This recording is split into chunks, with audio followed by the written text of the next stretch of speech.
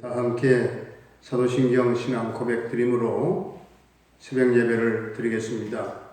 나는 전능하신 아버지 하나님 천지의 창조주를 믿습니다. 나는 그의 유일하신 아들 우리 주 예수 그리스도를 믿습니다. 그는 성령으로 잉태돼 동정녀 마리아에게서 나시고 본디오 빌라도에게 고난을 받아 십자가에 못 박혀 죽으시고 장사된 지 사흘 만에 죽은 자 가운데서 다시 살아나셨으며 하늘에 오르시어 전능하신 아버지 하나님 우편에 앉아 계시다가 거기로부터 살아있는 자와 죽은 자를 심판하러 오십니다. 나는 성령을 믿으며 거룩한 공교회와 성도의 교제와 죄를 용서받는 것과 몸의 부활과 영생을 믿습니다. 아멘. 257장 찬송가 257장 드리겠습니다.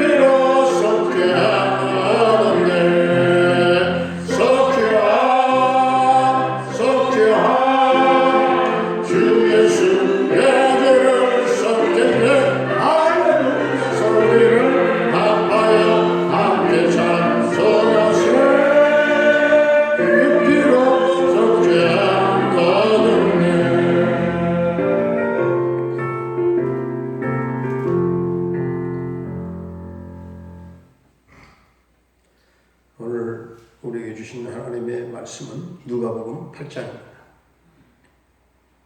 누가복음 8장 그 후에 예수께서 각 성과 마을에 두루 다니시며 하나님의 나라를 선포하시며 그 복음을 전하실새 12제자가 함께하였고 또한 악귀를 쫓아내심과 병고침을 받은 어떤 여자들 곧 7 귀신이 나간 자 막달리아인이라 하는 마리아와 헤롯의 청지기 구사의 아내 요한나와 수산나와 다른 여러 여자가 함께하여 자기들의 소유로 그들을 섬기더라. 각 동네 사람들이 예수께로 나와 큰 무리를 이루니 예수께서 비유로 말씀하시되 씨를 뿌리는 자가 그 씨를 뿌리러 나가서 뿌릴새 더러는 길가에 떨어짐에 밟히며 공중에 새들이 먹어버렸고 더러는 바위 위에 떨어짐에 싹이 났다가 습기가 없으므로 말랐고 더러는 가시떨기 속에 떨어짐에 가시가 함께 자라서 기운을 나갔고 더러는 좋은 땅에 떨어짐에 나서 100배의 결실을 하였느니라.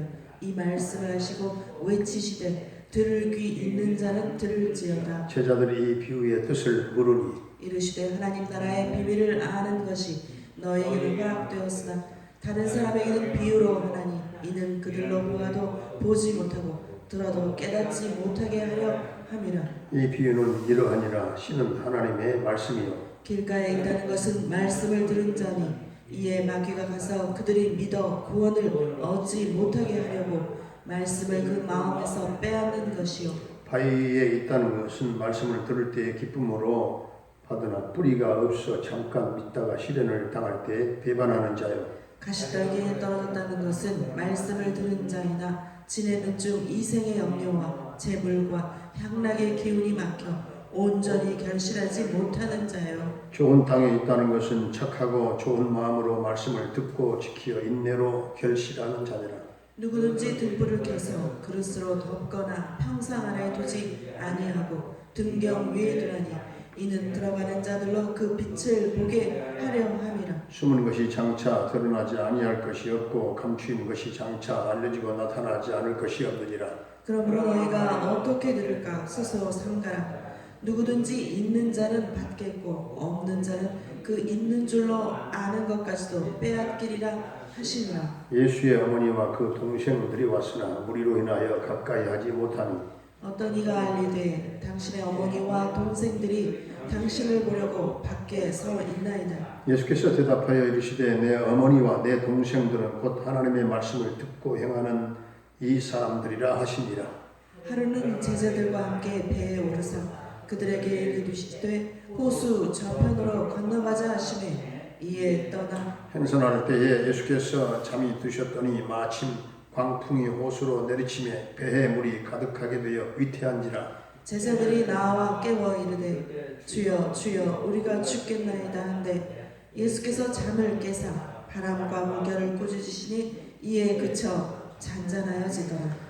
제자들에게 이르시되 너희 믿음이 어디 있느냐 하시니 그들이 두려워하고 놀랍게 여겨 서로 말하되 그가 누구이기에 바람과 물을 명함에 순종하는가 하더라. 그들이 갈릴리 맞은편 거리사인의 땅에 이르러 예수께서 육지에 내리심에 그 도시 사람으로서 귀신 들린 자 하나가 예수를 만나니 그 사람은 오래 옷을 입지 아니하며 집에 거하지도 아니하고 무덤 사이에 거하는 자라. 예수를 보고 부르짖으며 그 앞에 엎드려 큰 소리로 불러 이르되 지극히 높으신 하나님의 아들 예수여 당신이 나와 무슨 상관이 있나이까 당신께 구하노니 나를 괴롭게 하지 마옵소서 하니 이는 예수께서 이미 더러운 귀신을 명하사 그 사람에게서 나오라 하셨습니다. 귀신이 가끔 그 사람을 붙잡음으로 그를 쇠사슬과 호랑이에 매어 지켰을 때 그 맨 것을 끊고 귀신에게 몰려 광야로 나갔더라. 예수께서 내 이름이 무엇이냐 물으신즉 이르되 군대라 하니 이는 많은 귀신이 들렸습니다. 무적행으로 들어가라 하지 마시기를 간구하더니 마침 그곳에 많은 돼지떼가 산에서 먹고 있는지라 귀신들이 그 돼지에게로 들어가게 허락하심을 간구하니 이에 허락하시니 귀신들이 그 사람에게서 나와 돼지에게로 들어가니 그 떼가 비탈로 내리더라. 호수에 들어가 몰사하거늘 치던 자들이 그 이루어진 일을 보고 도망하여 성내와 마을에 알리니 사람들이 그 이루어진 일을 보러 나와서 예수께 이르러 귀신 나간 사람이 옷을 입고 정신이 온전하여 예수의 발치에 앉아 있는 것을 보고 두려워하거늘 귀신 들렸던 자가 어떻게 구원받았는지를 본 자들이 그들에게 이르매 거라사인의 땅 근방 모든 백성이 크게 두려워하여 예수께 따라가시기를 구하더라. 예수께서 배에 올라 돌아가실새 귀신 나간 사람이 함께 있기를 구하였으나 예수께서 그를 보내시며 이르시되 집으로 돌아가 하나님이 내게 어떻게 큰 일을 하셨는지를 말하라 하시니 그가 가서 예수께서 자기에게 어떻게 큰 일을 행하셨는지를 온 성내에 전파하니라. 예수께서 돌아오심에 우리가 환영하니 이는 다 기다렸음이로라. 이에 회당장인 야이로라 하는 사람이 와서 예수의 발 아래에 엎드려 자기 집에 오시기를 간구하니 이는 자기에게 12살 된 오해딸이 있어 죽어가미로라. 예수께서 가실 때에 무리가 밀려들더라. 이에 12해로 혈중으로 앓는 중에 아무에게도 고침을 받지 못하던 여자가 예수의 뒤로 와서 그의 옷가에 손을 대니 혈루증이 즉시 그쳤더라. 예수께서 이르시되 내게 손을 댄 자가 누구냐 하시니 다 아니라 할 때에 베드로가 이르되 주여 무리가 밀려들어 미나이다. 예수께서 이르시되 내게 손을 댄 자가 있도다. 이는 내게서 능력이 나간 줄 알미로다 하신대. 여자가 스스로 숨기지 못할 줄 알고 떨며 나와 엎드려 그 손 댄 이유와 곧 나은 것을 모든 사람 앞에서 말하니 예수께서 이르시되 딸아 내 믿음이 너를 구원하였으니 평안히 가라 하시더라. 아직 말씀하실 때에 회당장의 집에서 사람이 와서 말하되 당신의 딸이 죽었나이다. 선생님을 더 괴롭게 하지 마소서 하거늘 예수께서 들으시고 이르시되 두려워하지 말고 믿기만 하라. 그리하면 딸이 구원을 얻으리라 하시고 그 집에 이르러 베드로와 요한과 야고보와 아이의 부모 외에는 함께 들어가기를 허락하지 아니하시니라. 모든 사람이 아이를 위하여 울며 통곡하매 예수께서 이르시되 울지 말라. 죽은 것이 아니라 잔다 하시니 그들이 그 죽은 것을 아는 거로 비웃더라. 예수께서 아이의 손을 잡고 불러 이르시되 아이야 일어나라 하시니 그 영이 돌아와 아이가 곧 일어나거늘 예수께서 먹을 것을 주라 명하시니 그 부모가 놀라는지라. 예수께서 경고하사 이 일을 아무에게도 말하지 말라 하시니라. 하시니라. 아멘. 할렐루야. 살아계신 하나님 오늘도 우리와 함께 하실 줄로 믿습니다. 예수님이 복음 사역을 하실 때 어떤 지역에서는 예수님을 배척하고 반대하는 사람들도 만났지만 또 어떤 지역에서는요 예수님의 사역을 돕는 자들도 있었어요. 7 귀신 들렸다가 귀신이 나간 막달라 마리아와 헤롯의 청지기 요한나와 수산나와 다른 여러 여자들이 자기들의 그 소유로 섬겼다고 했습니다. 하나님은 모든 것이 주님의 것이지만 성도들에게 봉사할 기회를 주셔서 복을 받게 하시고 또 더욱 하나님을 사랑하게 하시는 것입니다.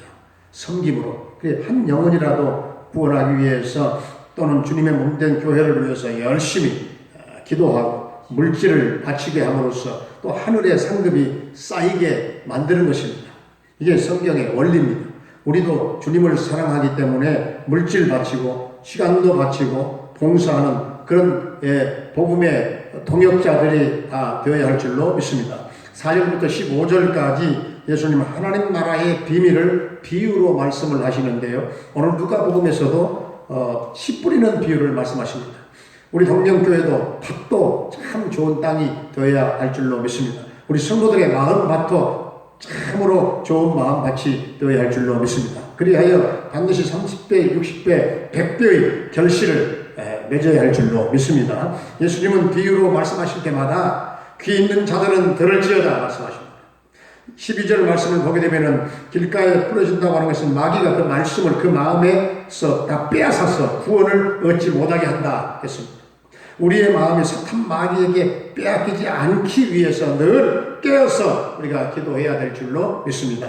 듣기는 들어도 그 말씀을 깨닫지를 못하고 마음이 굳어져서 천국의 말씀이 들리지 않게 하는 것이 마귀의 전략입니다.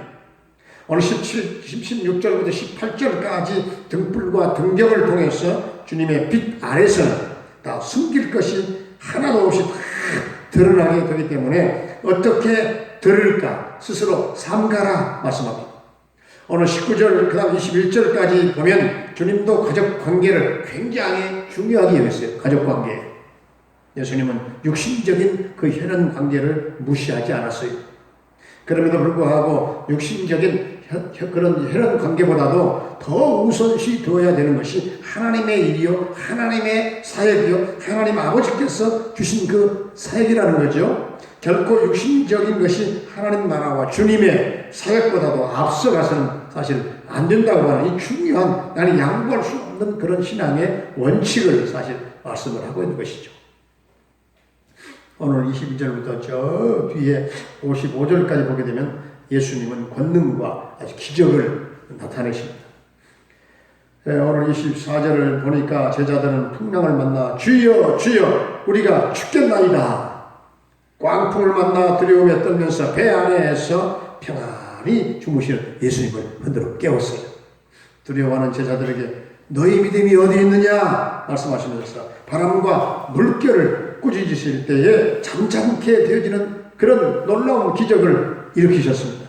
이제 그들은 갈릴리 바다를 건너서 거라사인의 땅에 이르렀어요. 거기서 귀신 들린 한 남자를 만났는데 그곳에는 무덤들이 아주 즐비한 아주 음산한 그런 지역입니다. 귀신 들려 악령의 지배를 받으니까요. 옷도 입지 않고 막 무덤 사이로 다니는 거예요. 28절에 예수님 보고서는 막 부르짖었어요.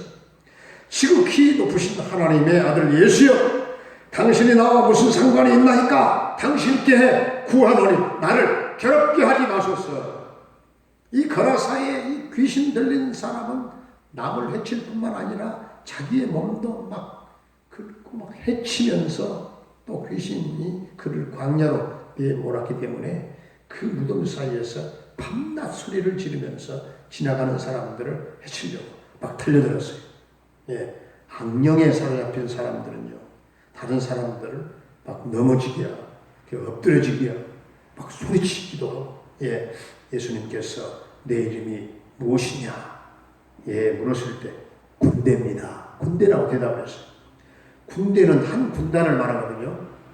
그래서 군단은 6,000명 정도 되는 군단을 말해요. 군대 귀신이 한 6,000개 정도가 들어있으니까 얼마나 괴롭겠습니까? 그렇잖아요. 중요한 것은 귀신들은 전부 다 예수님의 권세 아래 있다는 사실입니다. 그러므로 예수 이름의 권세로 마귀를 우리는 대적해야 될 줄로 믿습니다. 귀신들이 우리를 돼지떼 속으로 들어가도록 허락해 달라고 했어요. 그렇습니다. 귀신이 사람 속에서 나오는 것도 아니 다시 돼지떼 속으로 들어가는 것도 우리 주님 허락 없이는 안 된다는 말씀이에요. 주님 허락 없이는 안 돼요. 예수님의 허락이 없이는 귀신들조차도 아무것도 할 수 없다 하는 사실을 우리가 분명히 알 수 있죠. 예수님의 허락이 떨어지기 전에는 그토록 난폭한 귀신도 조금도 움직이지 못한다 하는 것을 누가는 확실하게 증거하고 있습니다. 이 6,000마리의 군대 귀신들이 한 분 주님 앞에서 벌벌 떨고 있습니다. 마귀는 자기 스스로 악랄한 계획을, 그런 전략을 계획을 짜놓고는 늘 불안해하는 것이 사실 마귀의 속성이에요. 왜냐하면 자기의 계획이 이루어지지 아니하고 하나님이 승리할 것을 알기 때문에 두려워하는 자에게는 사자처럼 막 으르렁거리지만 우리 주님의 크신 능력을 힘입고 예수의 이름의 권세를 의지하고 담대히 나아가는 자에게는 아주 무력한 존재가 되어버리고 마는 것입니다. 부디 악령의 세력이 아무리 강할지라도 우리 주님 앞에서는 무력한 존재라고 하는 사실을 믿고 우리 주님의 능력을 힘입고 사탄과 귀신을 쫓아내는 그런 저와 여러분들이 다 되시기를 바랍니다. 40절부터 보게 되면 회당장 야이로의 12살 먹은 외동딸이 병이 들어 죽어가고 있었어요. 딸이 죽어가는 것을 보고 여러분 아비의 심정이 어떻겠습니까? 그래서 회당장 야이로가 예수님께 달려왔어요. 그의 눈앞에는 보이는 것이 없었지 않았겠습니까? 예수님 앞에 엎드려 울면서 간절히 간청했어요. 여기 회당장이라고 하는 사람은 회당에서 예배를 드리는 일을 맡아서 주선하고 준비하는 그런 사람이에요. 오늘날로 말하면 국민들에게 뽑힌 아마 시의원쯤 되지 않을까 생각을 합니다. 유대 사회에서는 상당한 그런 신분이 있는 사람이죠.